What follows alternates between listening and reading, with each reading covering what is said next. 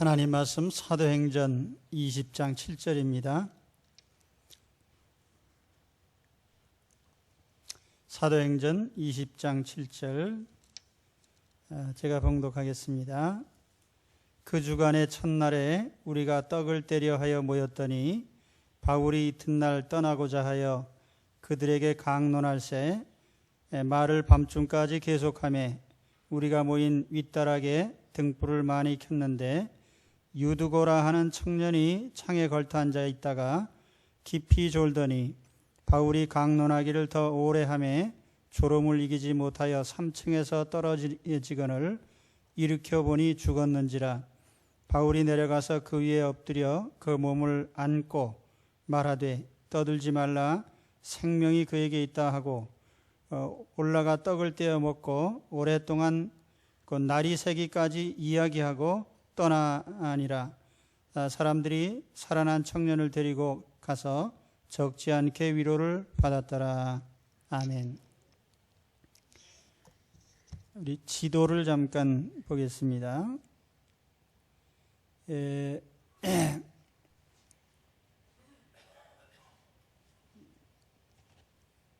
지난 시간에 우리 바울이 3차 여행을 통해서 에베소에서의 2년 반의 사역을 끝내고 잠깐 동안 2차 여행 때 방문했던 마케도냐 아가야 지역을 방문했다는 말씀을 드렸어요.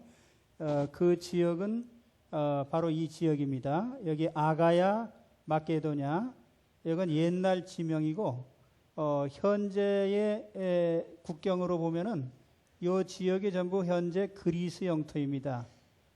그리고 이쪽은 전체가 다 터키죠. 그래서 바울은 여기 고린도까지, 말하자면 이쪽 밀레도라고 하는 드로아라고 하는 곳에서 배를 타고 여기 네아폴리, 빌립보, 데살로니카, 베레아, 그리고 여기 아테네, 고린도까지 이르렀습니다.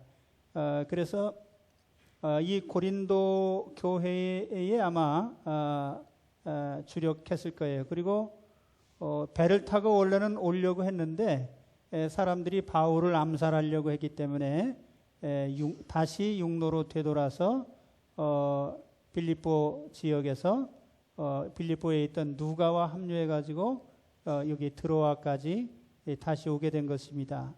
요 드로아라고 하는 곳은 앞서서도 제가 설명을 드렸는데 요 드로아는 원래 지명이 알렉산드리아 드로아입니다. 알렉산더 대왕에게 바쳐진 도시라는 뜻인데 드로아에서 6km 떨어진 지역에 유명한 트로이 전쟁으로 유명한 트로이가 있습니다. 그래서 이 드로아는 유럽으로 가는 관문이죠. 바울 일행은 이 드로아에 약 7일간 머물게 되었던 것입니다. 그리고 오늘 말씀의 배경이 되는 오늘 그 예배는 제7일째 되는 그날이 주일날이었어요. 그래서 바로 이 본문의 배경이 되는 그 상황을 좀 말씀드렸습니다. 7절에 보면은 그 주간의 첫날에 우리가 떡을 떼려 하여 모였더니라고 했는데 여기에 초대교회의 중요한 두 가지 교회적 전통을 얘기하고 있습니다. 첫째는 주일 예배입니다. 초대교회 성도들은 토요일에 모이지 않고 주일날 예배를 드리기 시작했어요. 원래 토요일은 구약의 안식일입니다. 그리고 주일은 우리 신약의 그리스도인들이 예배를 드리기 시작한 날입니다. 왜냐하면 이 주일날에 예수님이 부활하셨기 때문에 오히려 이 그리스도인들은 예수님의 부활에 초점을 맞춰서 모임을 가졌던 것입니다. 오늘 말씀에 보면 그 주간의 첫날이라고 이렇게 얘기를 했어요. 한 주간이 7일인데 첫째 날이란 뜻이에요.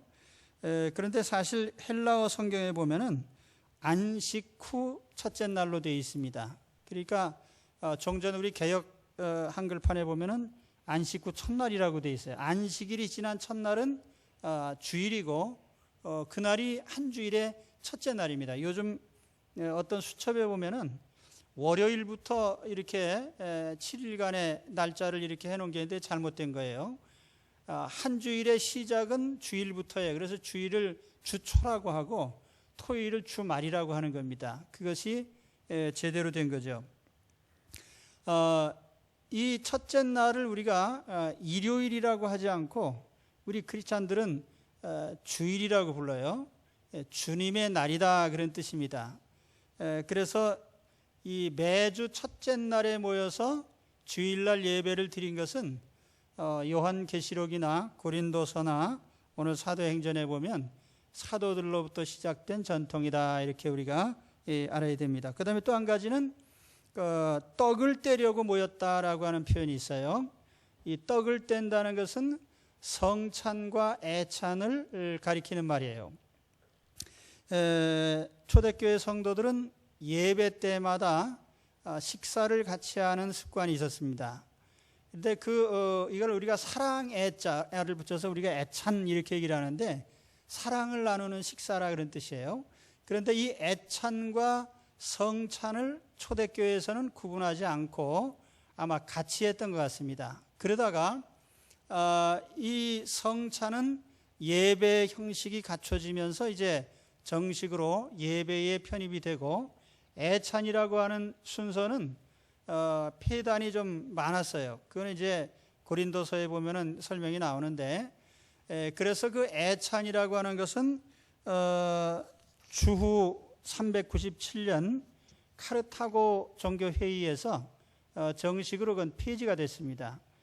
그래서 오늘날 이 성찬은 남아있고 애찬이라고 하는 전통은 사실 교회 안에 공식적인 의존으로 남아있지 않습니다. 그러나 대부분의 교회가 오늘은 우리가 설날이니까 부득이 점심 식사를 제공하지 않지만은 우리 주일마다 예배 후에 우리가 식사를 같이 나누는 이것도 말하자면 초대교회에서 시작된 애찬의 좋은 전통이다 이렇게 생각하면 될 겁니다. 그래서 우리 그리스도인들은 매주 하나님 전에 나와서 예배 드릴 뿐 아니라 성도들이 같이 식사를 나누면서 사랑으로 교제하는 이것이 교회의 전통이다라고 하는 걸 새겨두시기 바랍니다. 그래서 주일날 식사하실 때 안 하고 가셔도 좋지만은 될 수 있으면은 같이 식사를 하시면서 서로 새로운 사람들과 인사도 나누시고 교제하는 것이 이것이 바람직한 일입니다. 그 다음에 다음 장면은 바울의 설교와 유두고 청년의 죽음이라는 이런 사건이 이어집니다. 7절에 보면은 바울이 이튿날 떠나고자 하여 저희에게 강론할새 말을 밤중까지 계속했다 이렇게 설명을 합니다. 말하자면 주일 예배가 끝나면 다음날 바울은 다음의 행선지로 떠나도록 그렇게 일정이 잡혀 있어요. 그래서 바울이 주일 예배를 밤새도록 설교를 하게 된 것입니다. 당시에는 예배 시간이나 예배 형식이 오늘 우리가 이렇게 짜임새 있게 드리는 것처럼 정해져 있지 않았어요. 그래서 교인들이 적절한 시간에 모였는데 대부분이 저녁 시간에 모였어요. 왜냐하면 당시에 보면 노예계층도 많고 노예는 주인에게 매인 사람이니까 자유시간이 없어요. 또 일반인들도 일과 중에는 일을 해야 되니까 부득이 모일 시간이 없었어요. 그래서 대부분 저녁 시간에 모였는데 좀 해지고 나서 저녁 시간에 예배가 시작된 겁니다. 그래서 오늘 이런 상황에서 이제 바울이 이 설교를 하게 됐고 여기에 예배에 참여한 성도들이 피곤한 몸으로 예배를 드렸다. 오늘 우리 주일은 쉬는 날이기 때문에 우리가 자유롭게 나오지만은 우리가 초대교회 갔다면 우리는 일과가 끝난 후에 피곤한 저녁 시간에 예배를 드렸다는 것을 기억하시기 바랍니다. 이런 상황에서 유두고 사건이 벌어진 거예요. 유두고는 연령적으로 청년입니다. 헬라어로 보면 그 네아니아스라고 그러는데 연령적으로 청년인데 청년이니까 아마 하루 종일 일을 하고 피곤한 몸으로 예배에 참석을 했습니다. 그리고 이 당시 예배 장소가 3층이에요. 근데 우리가 3층 그러면 요즘 현대식 건물을 상상하면 안 됩니다. 요즘으로 말하면은 건물 골조 공사만 끝내고 그대로 놔둔, 말하자면 뭐 조명도 없고 시설도 없고 그 사방에 기둥으로 이렇게 둘러싸여 있고 벽면만 대충 치고 창문은 없고 그냥 이렇게 창이라고 하는데 이렇게 뚫어놓은 공간이죠. 이제 그런 형태의 건물입니다. 그런데 이 3층에서 예배를 드렸는데 저녁이니까 조명이 필요해요. 그래서 횃불을 사방에다 걸어놨습니다. 그 횃불을 걸어놓으니까 횃불이 타면서 연기가 나고 매연이 나타나고 그래서 공기가 탁한 거예요. 그러니까 유두고라는 청년이 피곤하게 일을 했고 예배 말씀은 들어야 되겠고 그러니까 졸음을 피하기 위해서 창가에 앉은 겁니다. 유두고가 뭐 일부러 창가에 앉은 게 아니고 그런 배경 속에서 유두고가 창가에 앉아서 설교를 들으려고 애를 썼어요. 그러나 워낙 피곤하기 때문에 졸음을 참을 수가 없었습니다. 저는 매주 주일 예배 설교를 하면서 우리 성도들의 모습을 바라봅니다. 한 주간 내내 일터에서 고생을 하시다가 모처럼 예배당에 오셔서 정말 편안한 마음을 가지고 계시다 보니까 참 졸음이 깨소금같이 찾아옵니다. 그런데 졸음이 오는 분들에게 잠이 확 깨도록 설교를 해야 되는데 뭐 밤낮 안타를 칠 수는 없고 수면제 같은 설교를 종종 하거든요. 그러면은 이제 부득이 신령한 경지로 들어가십니다. 내가 몸 밖에 있는지 뭐 몸 안에 있는지 이런 그 바울의 고백처럼 그렇게 이제 참 그 신령한 은혜를 받으시는데 어떤 분이 그러더라고요. 천국에 갔더니 목사님들은 별로 상을 못 받으시고 상을 받는데 보니까 총알택시 운전사들이 많더라. 왜 그런가 했더니 목사님들은 교인들을 졸게 만들어가지고 상을 못 받으시고 총알택시 운전수들은 타는 사람마다 기도를 시켜가지고 주여 이 차가 안전하게 가게 하옵소서 하고 기도를 열심히 하는 바람에 상을 많이 받더라. 우스갯소리입니다. 아무튼 바울 설교를 들으면서도 졸았는데 뭐 제 설교 들으면서 조는 거는 뭐 그 특별한 일은 아니죠. 그저 성령님의 은혜만 기다릴 뿐입니다. 성령께서 이 말씀이 은혜가 되게 하옵소서. 졸음에 빠졌던 유두고가 드디어는 떨어졌습니다. 3층 창문에서 눈을 비비면서 앉아 있다가 결국에는 졸음을 참지 못하고 떨어졌어요. 9절의 말씀에 보니까 바울이 강론하기를 더 오래 하며 졸음을 이기지 못하여 3층에서 떨어지거늘 일으켜보니 죽었는지라. 우리 기독교 역사상 설교 듣다가 3층에서 떨어져 죽은 사람은 이 유두고가 유일합니다. 설교 듣다가 떨어져 죽은 사람. 유두고가 누군지는 몰라도요, 설교 듣다 떨어져 죽은 사람은 다 알아요. 그래서 제가 이 말씀 보면서 그런 생각을 했습니다.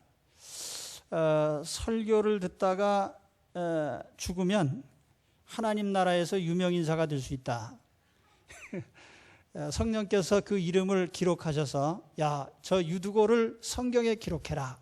그래가지고 이 유두고란 이름이 아마 주님이 오시는 날까지 계속 성경을 통해서 기록이 되게 하셨습니다. 그러나 여러분, 졸다가 죽는 한이 있어도 예배에 참석하시고 설교를 들으시기 바랍니다. 그럼 하나님이 기억을 해주셔요. 하나님께서 사랑하시고 또 하나님께서 우리가 비록 피곤한 몸이지만 주님의 음성을 들으려고 하는 그것을 긍휼히 여기시는 것입니다. 그래서 제가 어떤 때는 그런 생각을 해요. 설교를 들으면서 주무시는 것도 하나님의 은혜다. 왜냐하면 하나님께서 여호와께서 사랑하시는 자에게 잠을 주신다 그랬거든요. 그러니까 얼마나 하나님이 사랑하시는데 제가 사랑 안 하면 안 되잖아요. 그러니까 저는 좋은 분들을 엄청 사랑합니다. 그렇다고 다 좋으려는 얘기는 아니고요. 설교를 들으셔야죠. 말씀을 듣는 것은 우리 성도 삶의 토대입니다. 말씀을 듣는 것이 우리 믿음의 기반이에요. 그래서 로마서 10장 17절에 보니까 그러므로 믿음은 들음에서 나며 들음은 그리스도의 말씀으로 말미암느니라. 믿음이 그냥 하늘에서 뚝 떨어지는 게 아니고 하나님의 말씀을 부지런히 들으면 믿음이 생겨요. 그러니까 우리가 무슨 세상에 셰익스피어의 희극이나 소설을 읽는다고 해서 우리가 믿음이 생기는 게 아니고 하나님 말씀을 읽으면, 하나님 말씀을 들으면 우리에게 믿음이 생깁니다. 이게 믿음의 원리예요.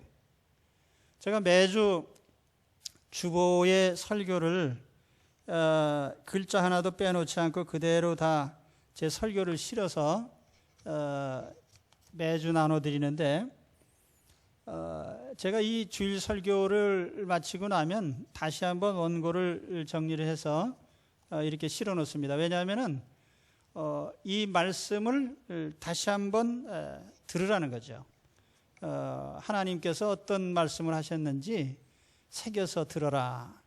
그래서 이 설교 말씀을 늘 이렇게 드리면서 삶에 적용하기를 기대하고 있습니다. 그러므로 여러분 이거 돈 들여서 인쇄해 놓은 것을 그냥 버리지 마시고 반드시 이 활용을 하시기를 바랍니다. 어떤 분은 이제 남편 되시는 분이 교회를 안 나오시는데 읽으라고 하기는 또 그렇고 그냥 화장실에다 이렇게 갔다가 그냥 매주 갔다가 이렇게 놓기만 했는데 남편 되신 분이 화장실에서 늘 이걸 읽으셨어요. 그래서 야 나도 교회 가야 되겠다 그러시면서 결심을 하고 잘 나오시다가 이제 지금 이제 멀리 이사를 하셨는데 그런 분들도 계셔요. 그래서 여러분 하나님의 말씀을 늘 가까이 하시기 바랍니다. 우리 매일 성경도 그래요. 여러분 매일 성경 우리가 묵상하기 위해서 모든 성도들에게 나눠드리는데 매일같이 시간을 내서 하나님 말씀을 보는 가운데 그 말씀 속에서 우리 영혼이 살고 또 우리 삶의 길이 보여지고 어떤 문제에 대한 해답이 거기에 있고 그 하나님께서 그 말씀을 통해서 항상 우리의 삶을 축복하시고 열어주시는 거예요. 그렇죠? 오늘 아침에 일어나셔서 매일 성경 보셨어요? 오늘은 뭔가요? 근데 아무튼 여러분 그 말씀 속에서 하나님의 음성을 날마다 듣게 되시기를 바랍니다. 그래서 오늘 말씀에 보니까 말씀을 듣는 사람은 죽어도 살아나는 역사가 있어요. 자, 그 다음 장면 보세요.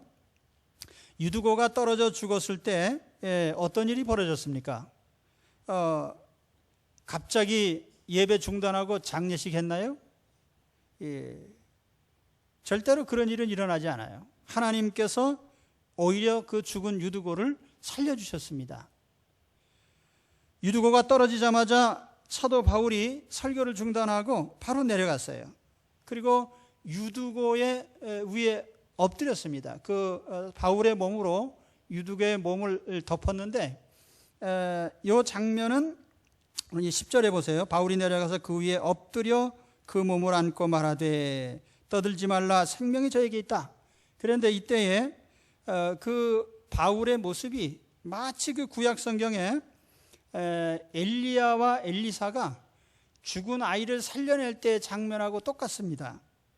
그래서 거기를 보면 열왕기상 17장 21절에 엘리야가 그 아이 위에 몸을 3번 펴서 엎드리고 여호와께 부르짖어 가로되 나의 하나님 여호와여 원컨대 이 아이의 혼으로 그 몸에 돌아오게 하옵소서 하니 여호와께서 엘리야의 소리를 들으심으로 그 아이의 혼이 몸으로 돌아오고 살아난지라. 그리고 또 열왕기하 4장 33절에 보면은 엘리사가 여호와께 기도하고 아이의 위에 올라 엎드려 자기의 입을 그 입에, 자기의 눈을 그 눈에, 자기의 손을 그 손에 대고 그 몸에 엎드리니 아이의 살이 차차 따뜻하더라. 이 바울이 유두고 위에 엎드려서 있었던 것은 그를 위한 기도의 장면입니다. 그래서 바울은 유두고를 살리기 위해서 하나님께 기도한 거예요. 그러면서 말하죠. 소란을 떨지 마라. 그의 생명이 저에게 있다. 그의 생명이 그 안에 있다. 이렇게 바울은 확신합니다. 그래서 이 말은 유두고가 죽지 않았다, 그냥 기절했다, 그 말이 아니에요. 유두고가 죽은 것은 분명한 거예요. 누가복음을 기록한 사람은 누가입니까? 누구입니까? 누가입니다. 예. 근데 사도행전을 기록한 사람은 누구예요? 누가죠. 예. 누가는 의사입니다. 그렇기 때문에 신체적인 병이나 증상에 대해 정확히 기록을 하고 있는데 누가가 볼 때 죽었다 이거예요. 그 의사가 판단해서 죽었다면 죽은 거죠. 그러니까 이때의 유두고는 분명히 죽은 겁니다. 그러나 바울은 그 유두고에 엎드려서 기도하는 가운데 성령의 계시를 받은 거예요. 하나님께서 유두고를 죽게 하시지 않는다, 하나님이 살리신다고 하는 확신을 그가 얻은 겁니다. 그래서 바울은 그 위에서 기도하고 그를 품에 안은 거예요. 품에 안은 것은 사랑과 긍휼의 표시죠. 하나님이 감싸 안으신다고 하는 하나의 표시입니다. 그래서 바울은 그 자리에서 그 죽은 유두고를 살려냈습니다. 할렐루야. 유두고라는 이름이 행운이라는 뜻이에요. 사실은 그 유라는 말이 그 영어로 하면 그것이라는 뜻인데 일이 잘 된다 그런 말입니다. 잘 되어 간다, 행운이다, 다행이다, 뭐 그런 의미인데 그 이름을 지어도 그렇게 참 좋은 뜻으로 지으면 죽지도 않고 살아나는 것 같아요. 그렇다고 이름 잘 져서 살아나는 건 아니고요. 그냥 아무튼 그 이름이 좋다는 얘기입니다. 이름대로 유두고란 말이 참 운이 좋다는 뜻인데 사실 우리 그리스도인들은 운이라는 말을 쓰지 않고 섭리라는 말을 쓰죠. 운이라는 것은 불확실한 것을 얘기하는 것인데 섭리라는 것은 하나님의 간섭을 얘기하는 거예요. 그렇기 때문에 하나님께서 이 유두고의 생애에 분명히 간섭하신 겁니다. 하나님이 긍휼히 여기셔서 유두고는 죽은 자리에서 살아났습니다. 그러나 사실은 하나님께서 이 유두고의 과정을 통해서 성도들에게 어떤 메시지를 주신 거예요. 자, 하나님 말씀 피곤해도 들어라. 하나님 말씀을 듣는 자는 죽어도 살아난다 하는 이런 뜻이 이 장면에 들어있는 겁니다. 여러분, 하나님 말씀은 죽은 자를 살아나게 합니다. 그렇기 때문에 하나님 말씀을 매주 열심히 들으시는 가운데 영과 육이 살아나시기를 축원합니다. 오늘 이 자리에 우리 주님이 여기에 임재하여 계십니다. 그리고 제가 선포하는 말씀은 하나님이 들려주시는 하나님의 음성이에요. 오늘 이 말씀을 들으시면서 여러분들의 영혼이 살아나시길 바랍니다. 세상에서 낙심하고 좌절하고 자포자기한 영혼의 영적인 사망, 여러분 죽은 영혼이 살아나기를 축원합니다. 또 뿐만 아니라 우리의 육신의 병도 살아나기 바랍니다. 하나님께서 오늘 이 시간 우리 주님의 능력을 통해서 여러분들의 모든 병을 고쳐주시기를 축원합니다. 예수님의 이름으로 치료해 주시기를 축원합니다. 주일날 피곤하다고 해서 예배를 빠지고 쉬면 조금은 육신적으로 편할지 몰라요. 그러나 오늘 유두고 같이 부활의 체험은 할 수 없을 겁니다. 그래서 한 주간 내내 열심히 일을 하고 고단하더라도 예배당을 향해서 열심히 나오시기 바랍니다. 졸리면 창가에 앉으시고, 창가에 3층이 아니니까 떨어져 죽을 염려도 없어요. 그 옛날에는 의자도 없는 그런 데 모여서 예배를 드렸는데 요즘 얼마나 좋습니까? 저희는 그래도 이게 뭐 썩 좋은 의자는 아니에요. 요즘 예배당들은 얼마나 잘 꾸며놓는지 저 극장처럼 그냥 편안하게 해가지고 딱 앉기만 하면 졸리게 만들어놨어요. 그래도 이건 참 바람직한 건 아니에요. 하나님 앞에 경배 드릴 때, 어쨌거나 유두고는 창가에 앉아 졸면서 떨어져 죽으면서도 하나님 말씀을 들었어요. 그래 얼마나 기특합니까? 12절 말씀에 보면은 사람들이 살아난 청년을 데리고 가서 적지 않게 위로를 받았더라. 이 유두고는요 걸어다니는 광고판이 됐어요. 유두고를 볼 때마다 저 청년 저 창문에 떨어졌다 죽었다 살아났어. 그런데 죽은 것이 그의 선전이 되는 것이 아니라 죽었다 살아난 것이 그의 선전이 된 겁니다. 저 사람 예수 믿고 하나님 말씀 듣다가 죽었는데도 살아났어. 오늘 여러분들이 그런 걸어다니는 유두고가 되시기를 바랍니다. 그래서 이런 체험이 언제 생겨요? 고단한 몸을 이끌고 하나님 전에 나와서 말씀을 듣는 사람에게 일생 잊지 못할 하나님의 이런 증표를 주실 겁니다. 오늘은 제가 이렇게 예배를 드리면서 오늘은 이게 렘넌트의 예배다 하는 생각을 했어요. 남은 자들의 예배. 다 이제 지방에도 가시고 또 형제들 찾아도 가시고 그래서 또 오신 분들도 계시고 그래서 이렇게 우리 예배를 드리는데 어디에 가든지 우리가 하나님 전에 나와서 예배를 드린다는 것은 귀하고 귀한 일입니다. 하나님은 그 예배 시간을 통해서 우리 인생의 평생을 좌우할 수 있는 위대한 사건을 그 시간에 나타내시는 거예요. 그렇기 때문에 우리가 이 하나님의 성일의 예배를 뺄 수가 없는 겁니다. 오늘 하나님께서 내게 무슨 은혜를 주실까? 기대하면서 늘 하나님 전에 나오시기를 축원합니다. 그리고 유두고처럼 산 증표를 반드시 갖게 되시기를 바랍니다. 오늘 말씀에 유두고를 살려낸 후에 이제 예배 종치고 그만하자 그랬습니까? 유두고가 살아난 건 살아난 거고 예배는 예배예요. 그래서 하나님 말씀은 계속 또 진행이 됩니다. 11절 말씀에 보면은 올라가 떡을 떼어 먹고 오랫동안 그 날이 새기까지 이야기하고 떠나니라. 이날 바울은요 설교를 밤새워 한 거예요. 한 잠도 자지 않고. 여기 유두고가 살아난 후에 다시 3층으로 올라가서 성도들이 떡을 뗐다고 합니다. 애찬을 나눈 거예요. 식사를 했어요. 그런데 이 당시에 날짜 계산법을 보면은 로마식의 계산을 했어요.